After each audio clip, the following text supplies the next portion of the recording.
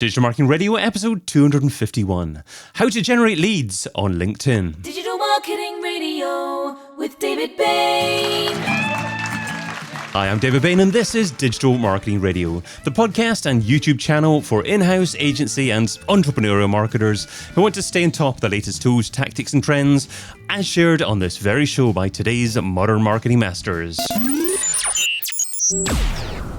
How is your LinkedIn lead generation going? Are you actively trying to generate leads on LinkedIn, or do you just view LinkedIn as a serendipitous content sharing opportunity? My guest on episode 251 of Digital Marketing Radio treats LinkedIn lead generation seriously and gets serious results for him and his clients. He's trained individuals from companies including Ernst & Young and Accenture, and he currently helps businesses generate more revenue through LinkedIn lead generation. Welcome to DMR, Bob Lowe. Hi, David. Thanks for having me. Hey, Bob. Great to have you on. Well, you can find Bob over at Bob Thinks on LinkedIn. So, Bob, you don't need your own website if you're a LinkedIn consultant. It's just LinkedIn profile that's the key thing for you, is it? Yes, that's what I tell a lot of my clients to do as well. But this is one of the things that I share with my clients. You don't really need a website to generate leads on LinkedIn. I've been doing it for 3 years already. But having said that, a website is also important for other things when it comes to digital marketing. I do have a website, but it's somewhere on the social web, not directly linked to my LinkedIn, but you don't need a website to generate leads. Okay, because I saw there wasn't any link directly on LinkedIn. It went to your Calendly link, and we'll get to that in a little bit as well. And I obviously have your email address. I had a look at the domain of your email address and went there as well, and that didn't load a website either. So I was just going to ask you that question initially about the website. So it's interesting that it's not really required for LinkedIn lead generation, but why LinkedIn? Did you test other social platforms to begin with and actually decide that LinkedIn was best for that? I chose LinkedIn because of the nature of my business. So about 3 years ago, I started to do marketing consulting. And LinkedIn is a great place because you get other business owners in there. You get people who own businesses, people who are coaches, people who run agencies, people who are business leaders. So most of the business leaders, I think in the UK as well, are on LinkedIn. So it was the best social media platform to reach business leaders compared to like Facebook or Instagram or TikTok. So that's why I chose LinkedIn. And when you're talking about reaching, are you talking about just organic reach or paid lead generation as well? Both. So both are... So your question would be, how do I reach them, or is it a well? I guess what proportion of your success comes through organic versus paid? Oh, that's a great question. So 100% for now is organic. So one of the greatest things about LinkedIn for now is the great organic reach that your content can get, and also the ease of connecting. Like if you wanted to connect with anyone in the world, like we are connected, David, and we are, I'm in Malaysia, in Kuala Lumpur, and you in the UK. So there are no barriers for you to connect with anyone on LinkedIn. You can connect with the top business leaders in the US, in UK for free. So there's no charge for that. And secondly, when you create content, so I just published a piece of content 2 hours ago, and that piece of content had organic reach without paying a single cent to New York, London as well. And it's quite an amazing organic reach that you have on LinkedIn right now. And because of LinkedIn, without spending advertising money, so I will go into that, but without spending advertising money, because there are other ways you can spend money on LinkedIn. Without spending advertising money, I am able to work with clients in different parts of the world. And obviously, we touched upon the fact that you use a Calendly link as your call to action. So is that something that you suggest that all coaches, consultants do on LinkedIn? They actually drive people towards some kind of calendar booking link as opposed to a website? That is what I highly recommend. So not all websites are very friendly. So that's one of the things. People can go to your website, and if you don't have like a chatbot or something that captures leads, and you go to the website and you don't know how to navigate, you don't know where to go, and on your LinkedIn profile itself, it has sufficient information to mirror a website. So when it comes to, if you go to my LinkedIn profile, the first thing that you can see on the featured section are my client testimonial videos. So you might be able to put that on the website too. Secondly, on a LinkedIn profile, you'll be able to see the recommendations. So that's the social proof on your website that you use to put your client testimonials. And for some of my clients as well, I encourage them to upload their case studies onto their featured section on LinkedIn. So you get most of the information. And in your about section and other parts of your profile, you get to list your list of services as well. Not as comprehensive of information you get at a website, but enough information for someone to take action and to increase the conversion from someone visiting your profile. So some people might get hundreds of views on their profile. Some people get thousands of views. To optimize the conversion. So we talk about optimizing the conversions. To optimize the conversions, the best way is from one click from their profile that they get to speak to you or book a time for a call. And what kind of conversion from number of post views, say, for example, is a reasonable conversion rate to get? So how many people out of 100 or out of 1,000 people that view your post would you like to book an appointment with you? That is not, there's no direct correlation from that. What I actually teach in my webinars is, so the reason why you have a booking link at your profile is you want to convert inbound leads. So for example, if so happens someone is looking for help with LinkedIn or someone is looking for help with LinkedIn content, you want to make it easy for them to reach out to you. That's why there is a booking link on my profile. But in terms of post views, there is no, the post on LinkedIn is quite similar to Facebook, where it's people who engage with your content, people who consume your content. So what I teach as well is there needs to be a little bit of effort to convert those people from your content into leads. There's no, So two ways you can do it. One is to have a call to action. So for example, you can say, hey, I share these and more in my sort of ultimate profile optimization guide, and comment LinkedIn below to get the guide. Or you could say book a call below, but rarely people does book a call. What I also teach in my webinars is for those people that liked your content, especially if your content, for example, you do a lot of podcast content, like what is the best way to create a podcast, how to get guests. So one of the ways you generate leads from people who engage with your content, people who like and commented on your content, is to really qualify them and to probe them, is to ask them questions. Hey, thanks for engaging with my post. So there's a little bit of follow-up. Thanks for engaging with my post. What challenges do you have when it comes to, let's say, podcasting, if you're offering podcasting? So from there, then there should be an opportunity for you to have a sales call with that person. So I'm just trying to get a feel for what level of success is possible from LinkedIn lead generation. So if you're a moderately successful coach or consultant in terms of popularity and profile views on LinkedIn, would it be possible, for instance, to get over 10 calendar bookings per week as a result of your organic activities on LinkedIn? It's possible. It depends on the virality of your content.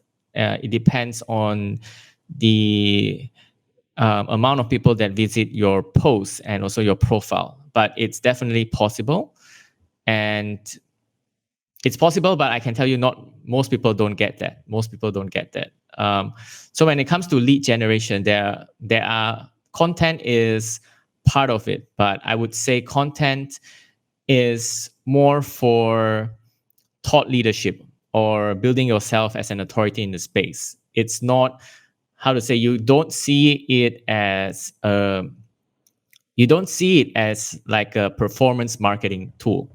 It's not like, hey, I create 4 types of content per week and it translates directly to leads. It's not how you do it. It's not like a LinkedIn ad. What you need to do, what is more powerful when it comes to lead gen, is actually connecting and sending messages, having conversations with your target audience. So, for example, if you're working with a lot of agencies, a lot of agency owners, and you have like a SaaS marketing software, the fastest way to generate leads, of course, creating content is great for building that authority. The fastest way of generating leads is to have conversations with your target market. And LinkedIn so far has no barriers of you doing that. There's no hindrances of you getting to do that. And do you use automation to reach out to people, giving people a standardized message to begin with, or is everything that you do on a manual basis? For now, everything I do is on a manual basis. So it really depends on the customer that you are trying to reach out to. So, for example, if you are trying to reach out to, let's say, creative business owners or agency owners in the UK, what I highly encourage is to personalize a message, because let's say the marketing agency owners in London, perhaps there are around 100 of them, right? Maybe 120 of them, maybe rough estimate, right? You don't get thousands of them.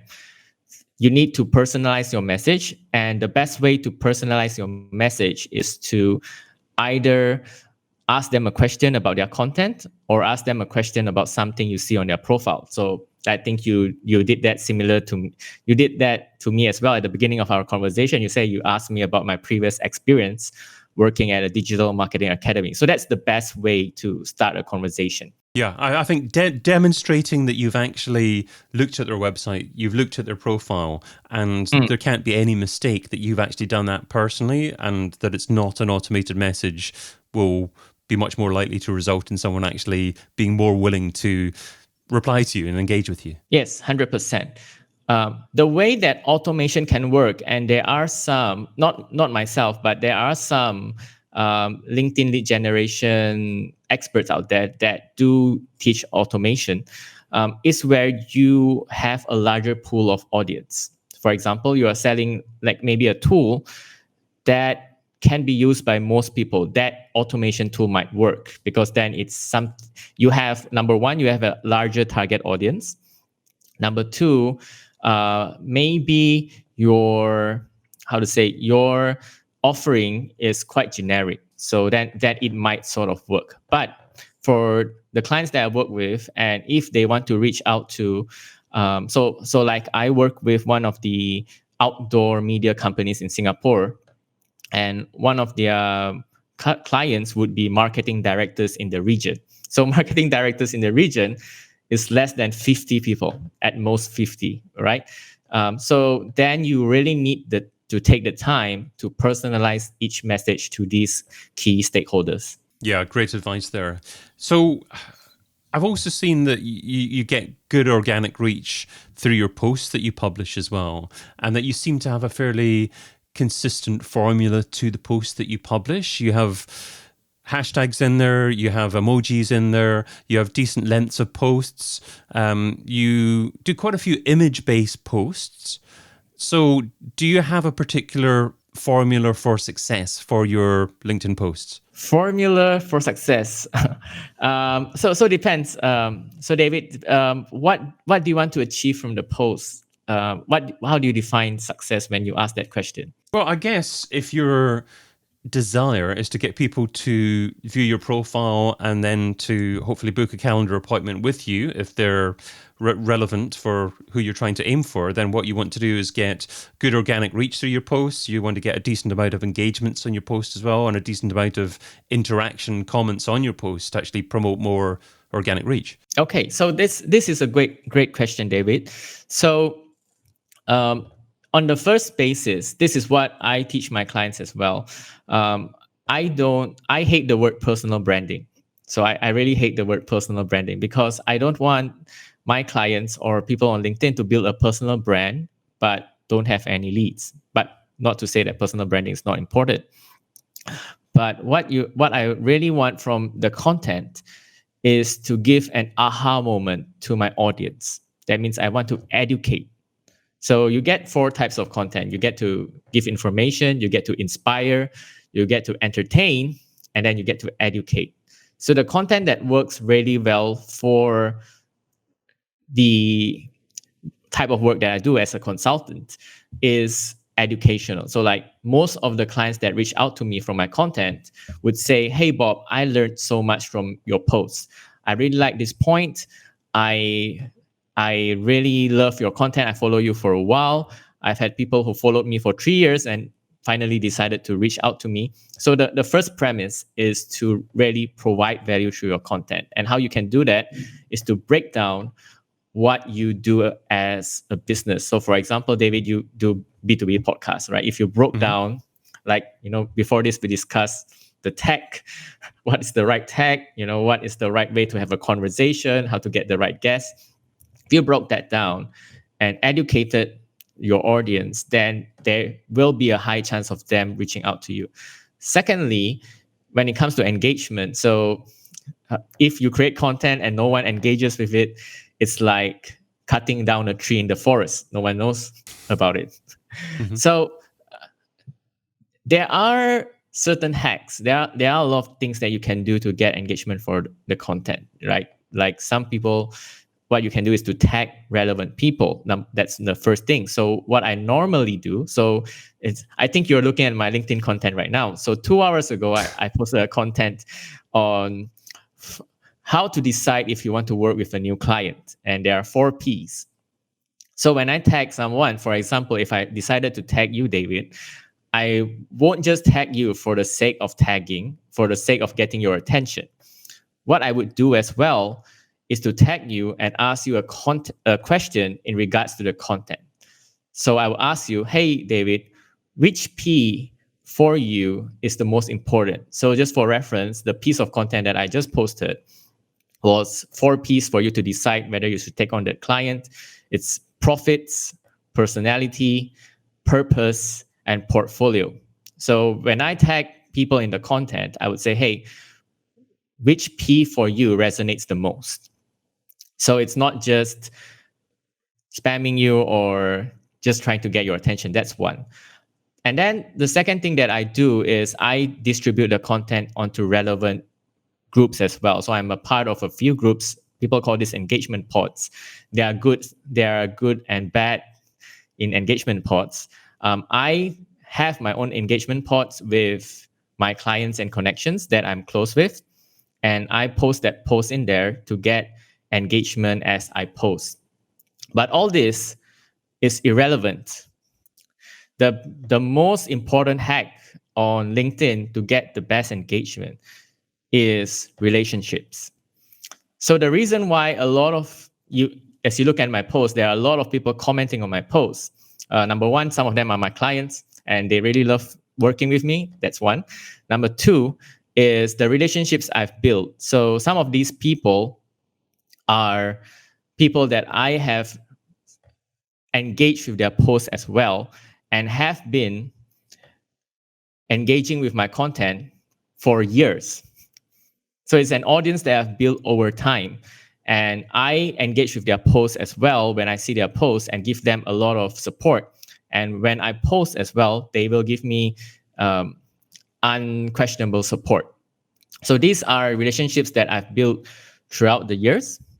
And just to get a bit nerdy with you, David, I actually have a Google Sheet that I record every single person that leaves a comment on my post. I put the link of my post, the title, and I record and know every single person for the past 3 years who comment on my post. And that's how I build my audience. So the next time I post content, I know who to tag and who that I can distribute this content to. Oh no, I'm part of the report. I've also seen on a comment that you made on a recent post, you invited your recent connections to join in. So as a comment on your own post, you say you list all these people, you tag them, and you say, "Great that we've connected recently. Kind of, what's your opinion?" Is that something that you meticulously do for every single new connection that you make? It's one of the ways. It's actually part of lead generation to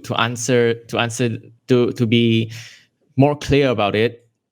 The purpose of that actually is more for lead generation. But it's also a good way to warm up your new connections to your content.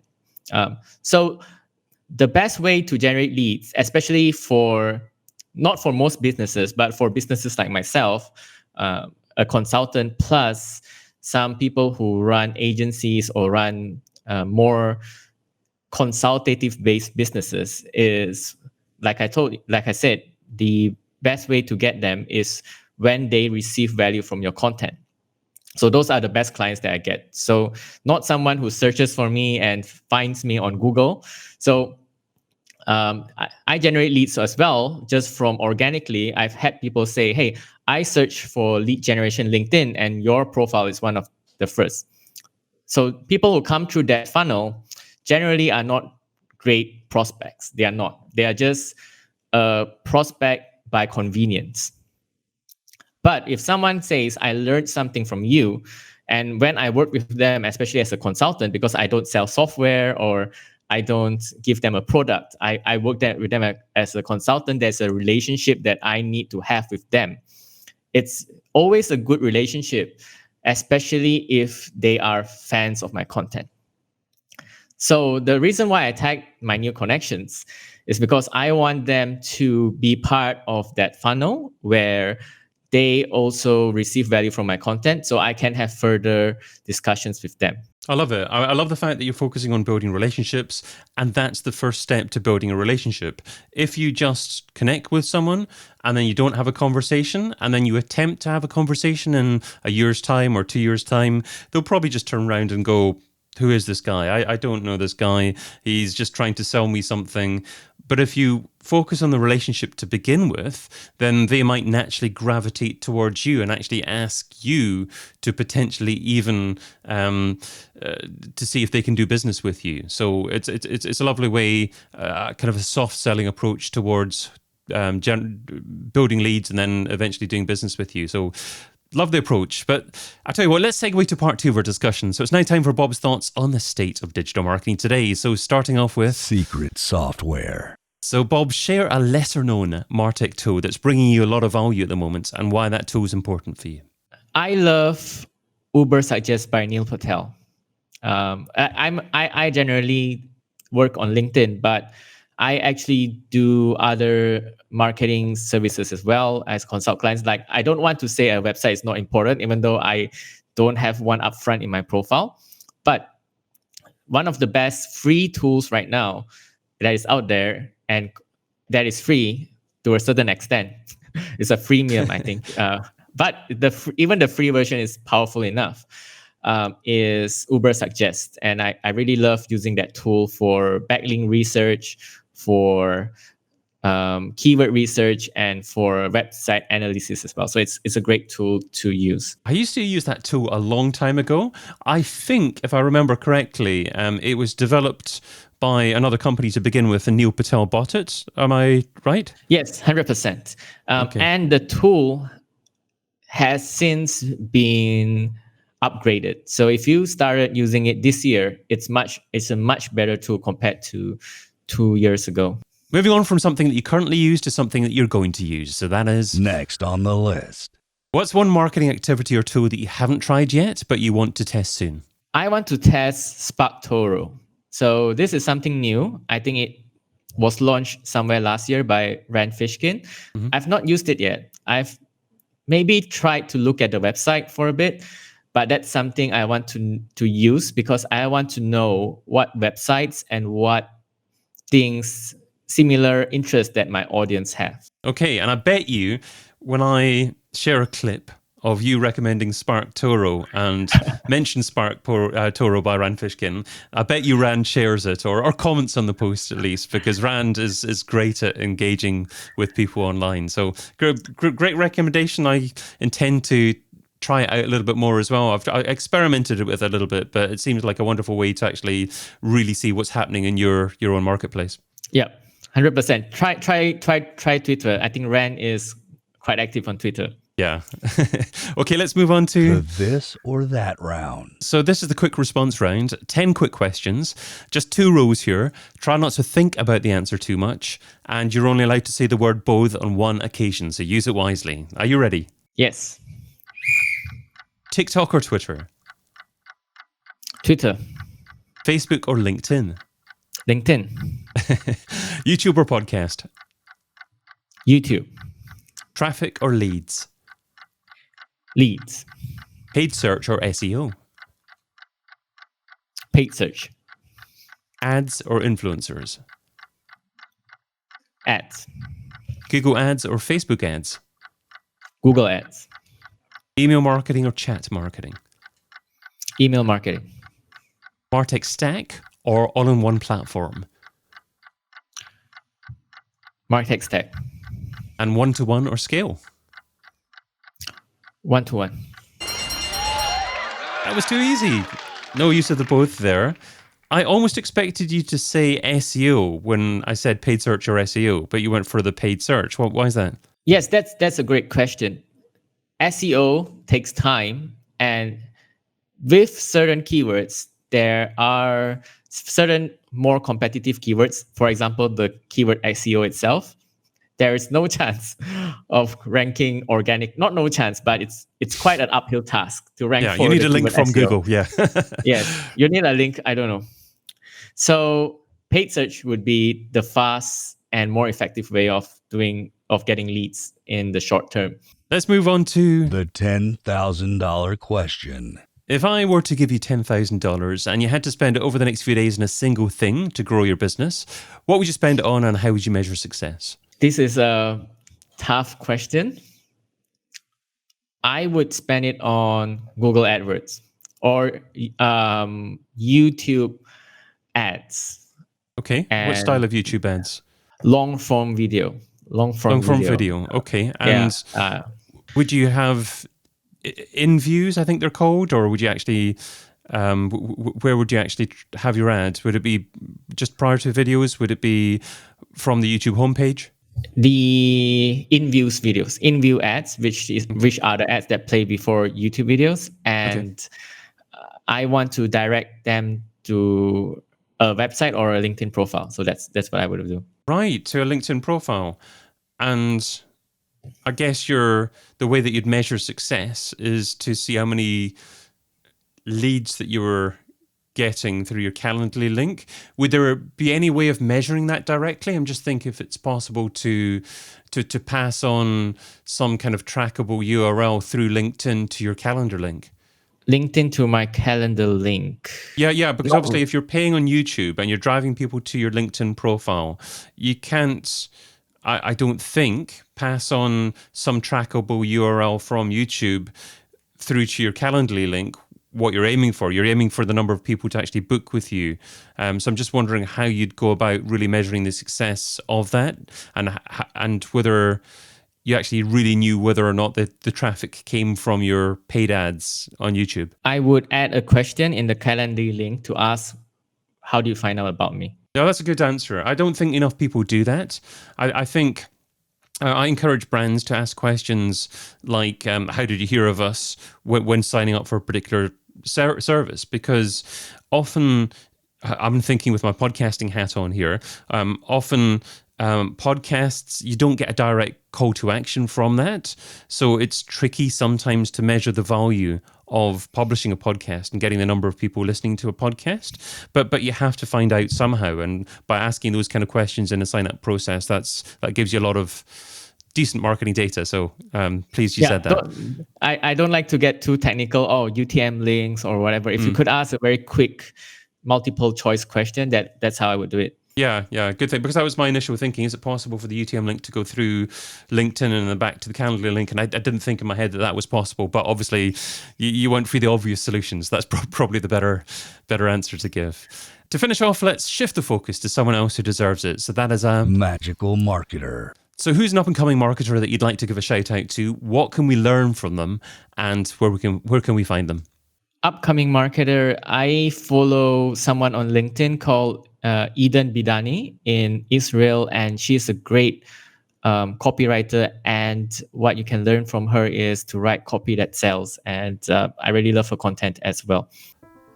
This was episode 251 of Digital Marketing Radio, where Bob Lowe, B2B marketing consultant, shared some great tips about LinkedIn lead generation, including the fact that you don't actually have to have a website, and how to decide if you take on new clients. Well, use the 4 Ps: portfolio, profit, personality, and purpose.